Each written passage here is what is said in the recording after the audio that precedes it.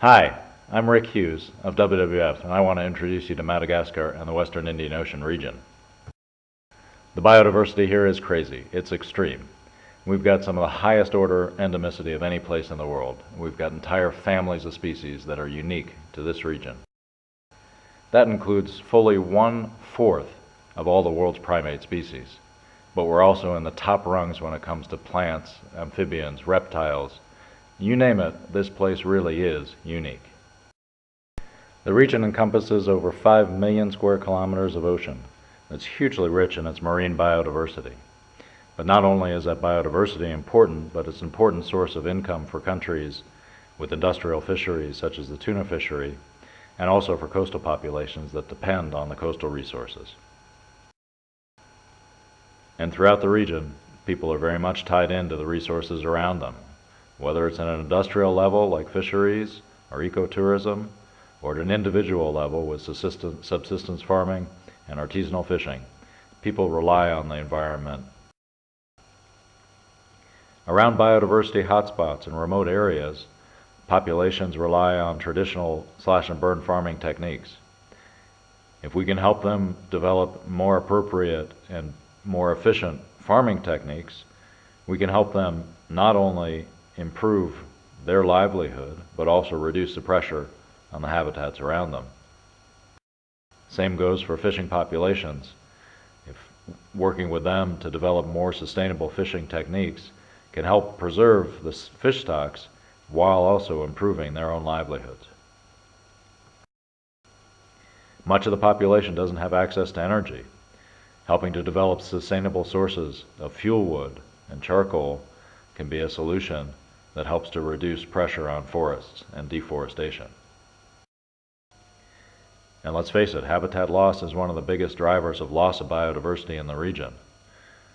Losing forests directly affects the terrestrial biodiversity, but the erosion and runoff also affects the coastal zones.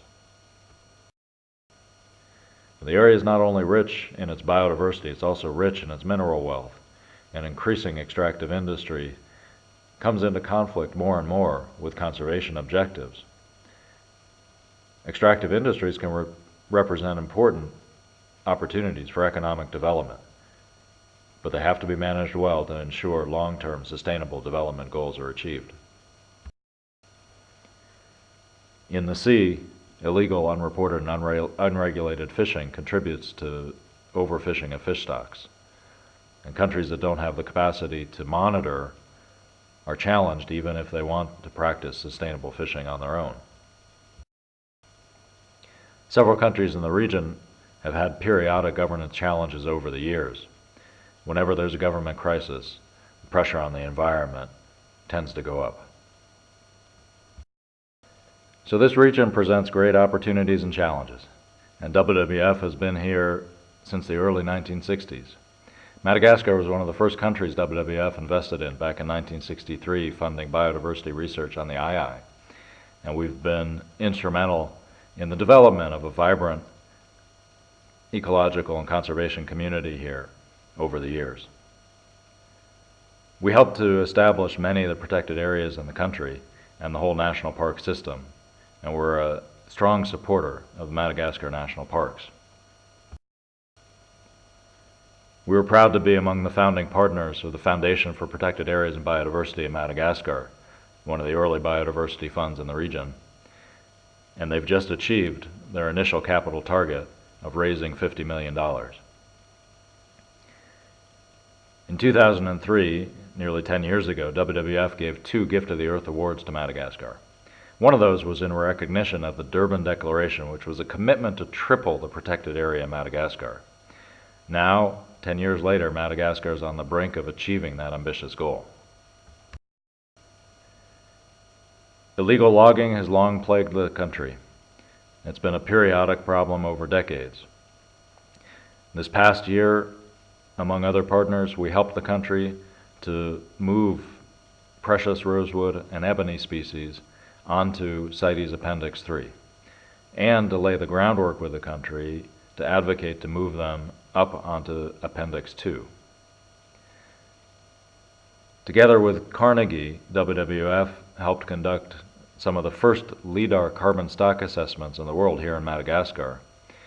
And as a result, the carbon maps that are available will help to lay the foundation for National REDD+ efforts in an effort to get sustainable conservation for the long term.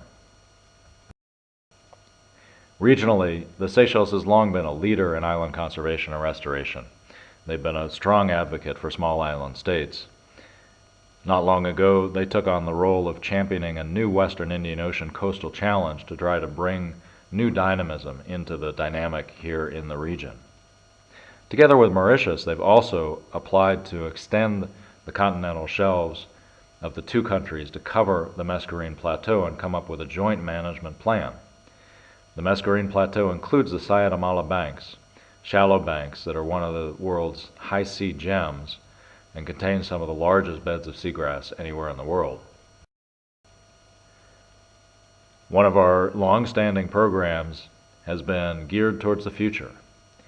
We've been working with youth on environmental education and environmental activism for 20 years, and we've got over 700 Club Vinci established in the country, current enrollment of about 50,000 young prospective conservationists that we hope will be the future to change and lead us to a better life in harmony with nature.